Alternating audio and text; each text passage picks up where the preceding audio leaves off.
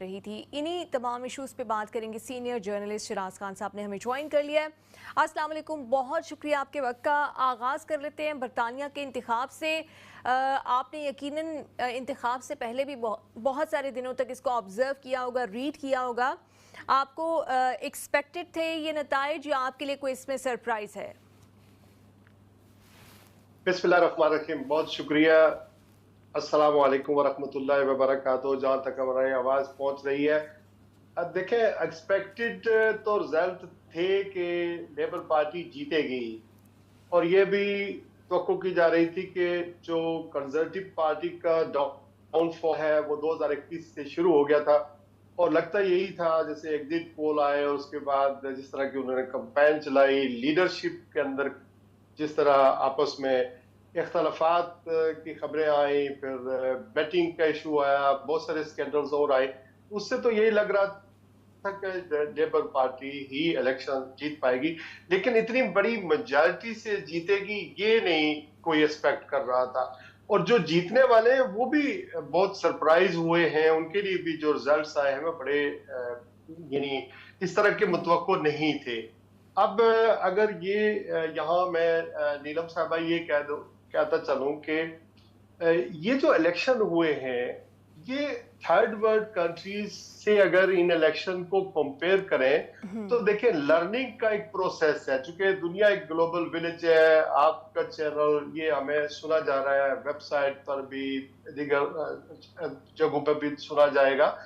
ये बड़ा एक लर्निंग प्रोसेस होता है। डेमोक्रेसी जहां फंक्शन करती है, जहां के अदारे मजबूत होते हैं, जहां पर इलेक्शंस होते हैं, आप ये देखें कि 4 जुलाई को इलेक्शन होते हैं, रात को रिजल्ट्स निकल जाते हैं, सुबह एक प्राइम मिनिस्टर ऋषि सोनक साहब 10 डॉनिंग स्ट्रीट के सामने आते हैं और वो कहते हैं कि आई एम सॉरी,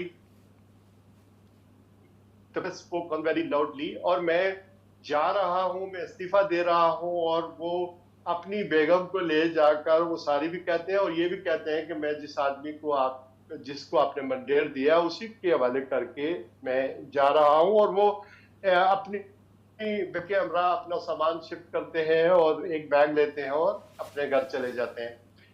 यानी ना ही मीडिया ने लोगों को बेवकूफ बनाया कि पूरी रात वो रिजल्ट दिखाते रहे कि कौन जीत रहा है, कौन आगे है और कौन पीछे है। कोई किसी ने कुछ भी नहीं कहा, बल्कि मैं खुद पूरी रात इलेक्शन एक जगह, एक पोलिंग स्टेशन के ऊपर जहां काउंटिंग हो रही थी वहां पर ऑब्जर्व करता रहा कि किस तरह यानी वोट काउंट हो रहे हैं, किस तरह लोग अंदर जा रहे हैं, देख रहे हैं। मीडिया की गैलरी अलग है, हम लोग भी ऑब्जर्व कर रहे थे। लेकिन आप ये देखें कि एक वोट इधर से उधर नहीं हुआ। और मैं एक पोलिंग स्टेशन पे था, मैं एज लाइव कर रहा था वहां से, तो 10:01 पर एक शख्स आ गया भागा भागा कि मैंने वोट देना है, लेकिन उसे मना कर दिया गया कि तू वोट नहीं दे सकता। तो एक टाइम था 7 बजे सुबह और रात 10 बजे डेडलाइन, ये खत्म हो गई बात यहां तक। और ढोल धमक्के, कोई झगड़े, कोई फसाद, कोई लड़ाइयां नहीं हुई, बल्कि स्मूथली लोग अपने कामों पर जाते थे, बिजनेस एज यूजुअल चलता रहा, स्कूल भी अपनी जगह काटते रहे, बच्चे एजुकेशन हासिल करते रहे। इलेक्शन हो गया और जिस दिन ऋषि सोनक साहब 5 तारीख को अपने घर चले जाते हैं, साबिक वजीर आजम हो जाते हैं और के स्टार्मर वजीर आजम बन जाते हैं, उसी दिन उन्होंने अपनी कैबिनेट को बनाया, अपनी काबीना तश्कील। वो पहला विजिट स्कॉटलैंड का करते हैं, फिर वो आयरलैंड में चले बिल्कुल, जाते आप हैं, सही नॉर्दर्न कह रहे हैं। आयरलैंड में, उसके आपने बाद वो जिन ये जो आपने अभी तक इस इलेक्शन के हवाले से जो हाइलाइट्स आपने बयान की हैं, ये वाकई बड़ी मुतासिर कुन हैं, स्पेशली उन लोगों के लिए जो दीगर ममालिक के जो इंतखाबात हैं वो कवर करते आए हैं। बिलखसूस पाकिस्तान कि अगर इंतखाबात की बात की जाए, ऑब्वियसली हम जब इस तरह से एक बहुत ही पीसफुल वे में जो इंतकाल इक़्तिदार हुआ है उसको देखते हैं तो हम सोचते हैं कि हम इस सिस्टम तक कब पहुंच पाएंगे, इन मयारात तक, इन एथिक्स तक, इन वैल्यूज़ तक कब पहुंच पाएंगे। तो बड़ी एक खुशी भी होती है देखकर और थोड़ी सी फिर अपने अंदर ही एक बेचैनी आती है कि पाकिस्तान में या जो दीगर ममालिक में जहाँ पर हम खून खराबा, हमने बांग्लादेश के इंतखाबात भी देखे किस तरह से अपोजिशन के साथ जो कुछ किया गया, इवन इंडिया के इंतखाब ने इतने लंबे इंतखाब थे, तारीख ज़रूर रकम की, लेकिन उससे पहले अपोजिशन के लोगों के साथ क्या होता रहा वो भी सबके सामने हमने विटनेस किया है। तो आप बिल्कुल सही कह रहे हैं। साथ ही साथ में ये आपसे ही सवाल पूछ लेती हूँ जी। बल्कि नीलम आप सवाल भी पूछिएगा। मैं पाकिस्तान को मेंशन नहीं करना चाह रहा था, मैं थर्ड वर्ल्ड कंट्रीज की बात करता हूँ। पाकिस्तान या बांग्लादेश के अंदर जो डेमोक्रेटिक सिस्टम है या इंडिया के अंदर जो डेमोक्रेटिक सिस्टम है, एग्जैक्टली वही पार्लिमानी निजाम यहाँ से यहाँ यूके जैसा ही है। लेकिन क्या वजह है कि यहाँ पर वो इस तरह इलेक्शन होते हैं, इस तरह काबीना बन जाती है और स्मूथली सारी चीजें हो जाती हैं और कोई एलिगेशन भी नहीं लगते हैं। आपको ये भी जानकर हैरत होगी कि बाज इलाके ऐसे भी थे जहां पर इन्हीं प्रोग्रामों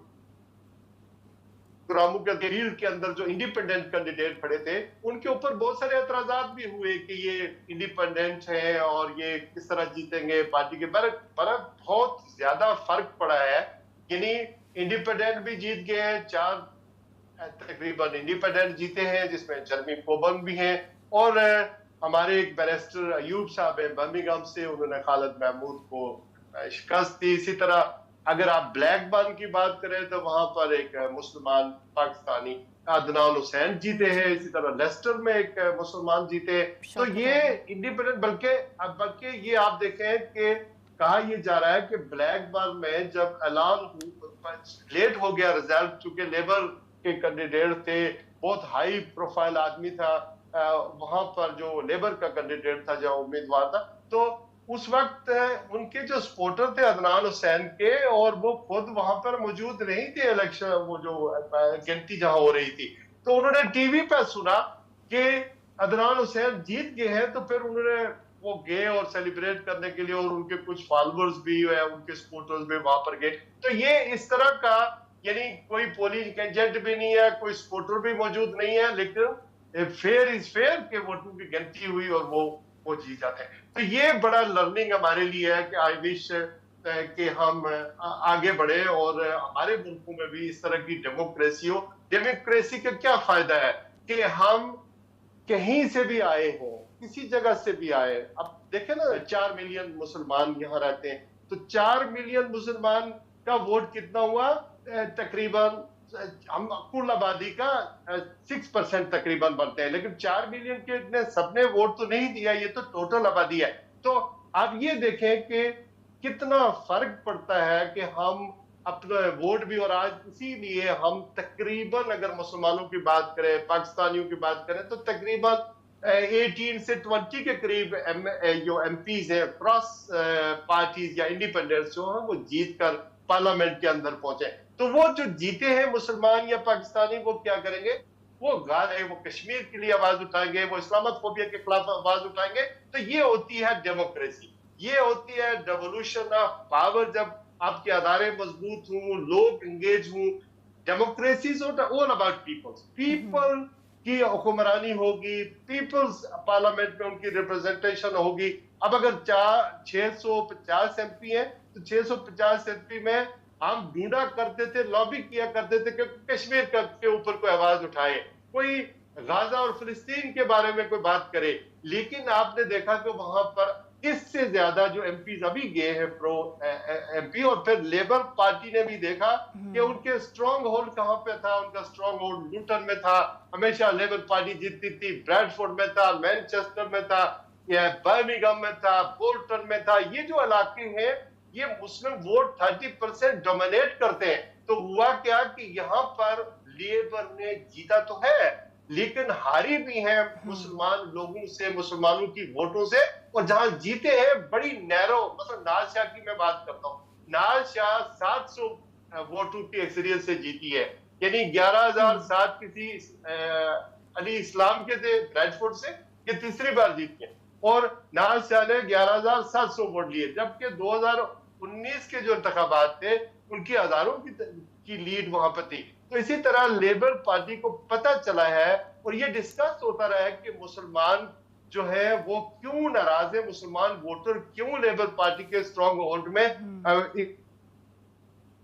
इनके खिलाफ है। अब शबाना महमूद आपको खबर भी देता हूँ कि वो पहली मुसलमान ये सईदा वारसी पहले बनी थी, वो स्टेट सेक्रेटरी बनी है शबाना महमूद, जो बर्मिंघम से जीती है। वो उनके हल्के में एक कैंडिडेट थे और लेबर पार्टी ने उन्हें प्रॉमिस किया था कि वो वजीर इंसाफ। अच्छा, मैं आपसे ये जानना चाहूंगी कि वो बन तो गई हैं मिनिस्टर फॉर जस्टिस, लेकिन आपको लगता है कि कुछ कंट्रोवर्शियल उनका भी इंतखाब था, उनकी पोजीशन थोड़ी सी कंट्रोवर्शियल थी कि उनको ज़्यादा वोकल होना चाहिए, बिलखसूस अभी जो सबसे बड़ा ह्यूमैनिटेरियन क्राइसिस चल रहा है पैलेस्टाइन में।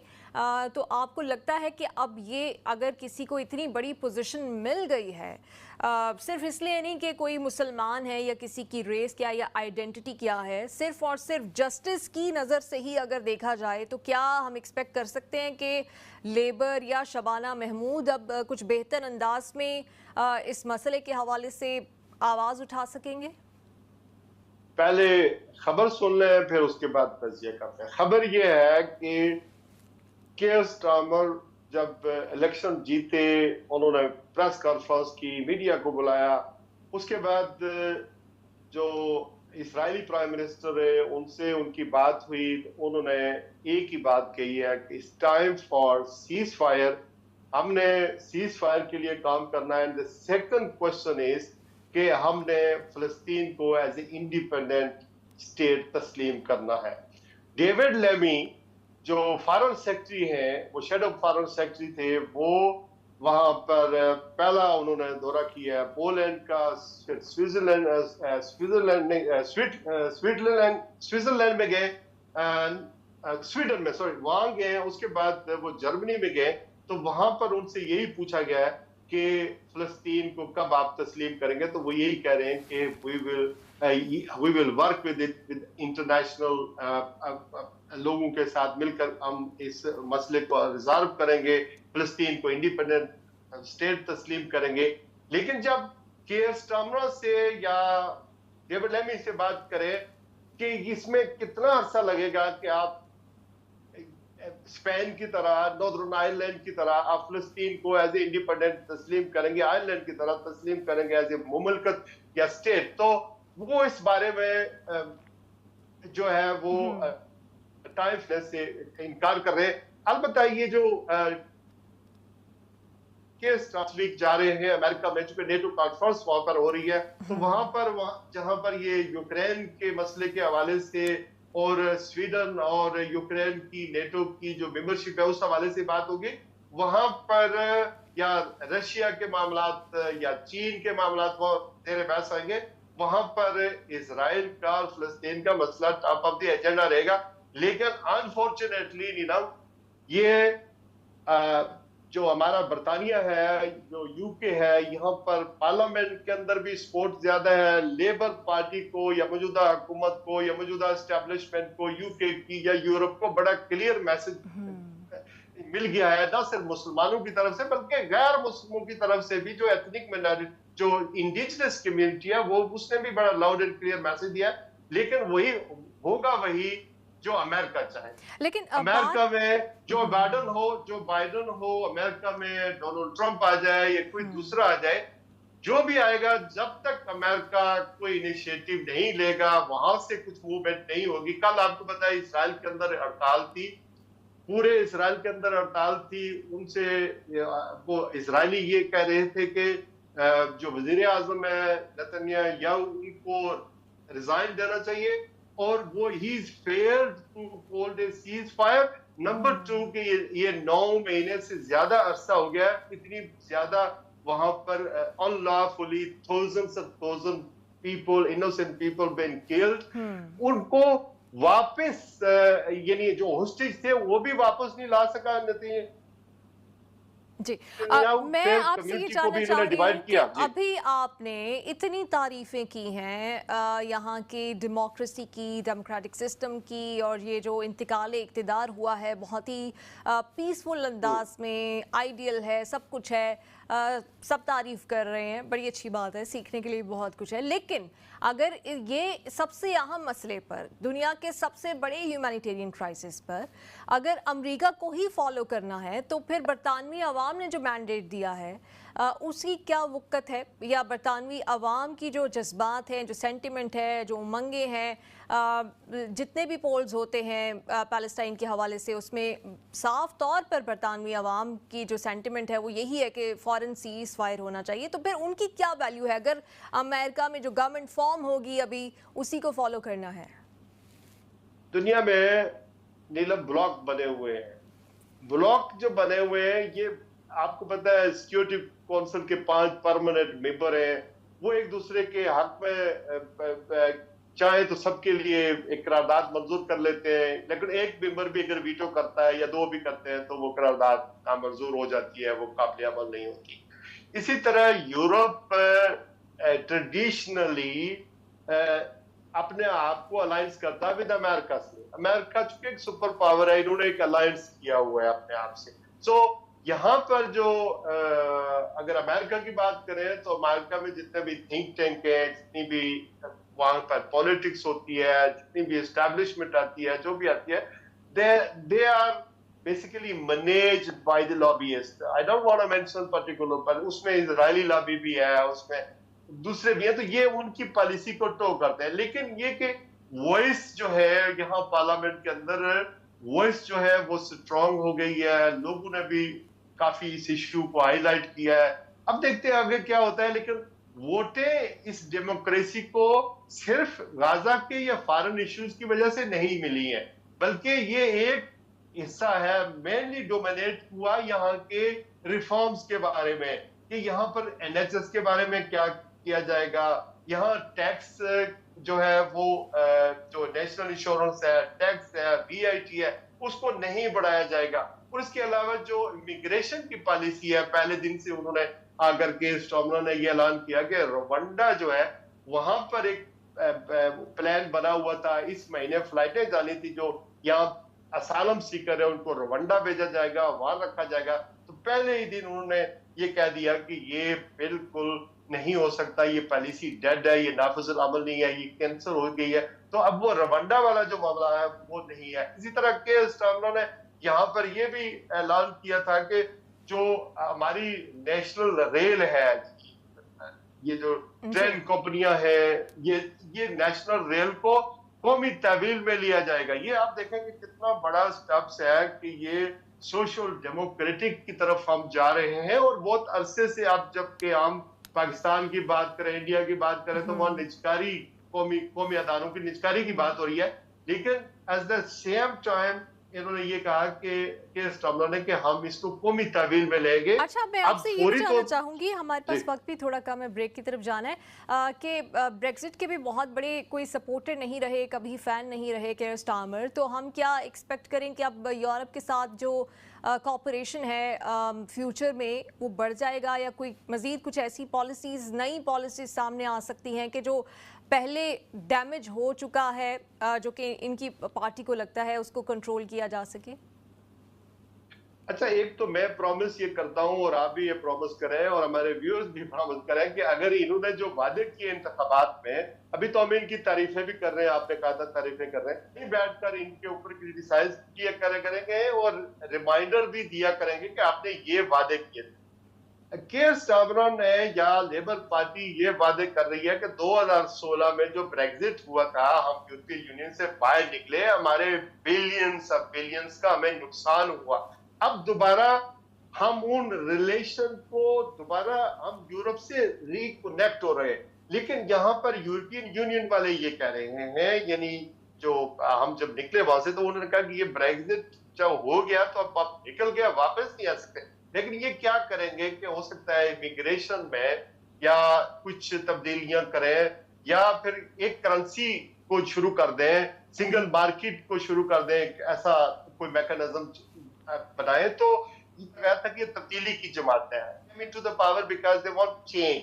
तो चेंज हाँ क्या होगी कि यहाँ पर यूरोपियन जितने भी ममालिक हैं अभी रिस्ट्रिक्शंस है उनके ऊपर, यहाँ आकर उनको वर्क परमिट लेना पड़ता है, सर्टन टाइम पर रह सकते हैं। हम भी, हमारी यहाँ यूके की जो माइग्रेशन है वो भी दूसरे मुल्क में जाती है, तो वो पहली तरह जिस तरह हम एक ही पासपोर्ट के ऊपर ब्रसेल में भी जाके काम कर सकते थे, हम फ्रांस में भी जाके काम कर सकते थे, तो ये सारी चीजें अब खत्म हो गई थी ब्रेग्जिट के बाद। तो नाइजल फराज जैसे आदमी ने, आपको याद होगा वो मेंबर ऑफ यूरोपियन पार्लियामेंट थे, तो उन्होंने जो अपना एजेंडा था और उन्होंने यूरोपियन पार्लियामेंट में खड़े होकर वो यूरोपियन पार्लियामेंट के जो सेक्रेटरी जनरल थे उनकी इंसल्ट की थी, बल्कि उन्हें बुरा भला कहा था।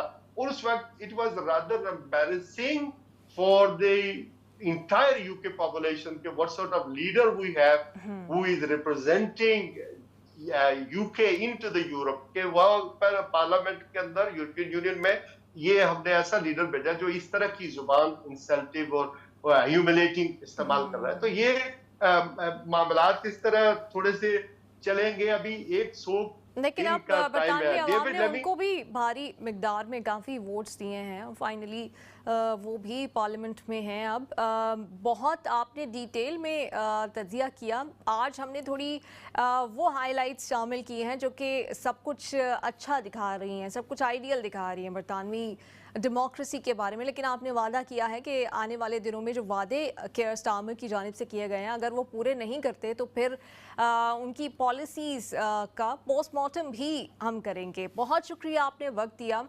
कुछ बरतानवी इंतखाब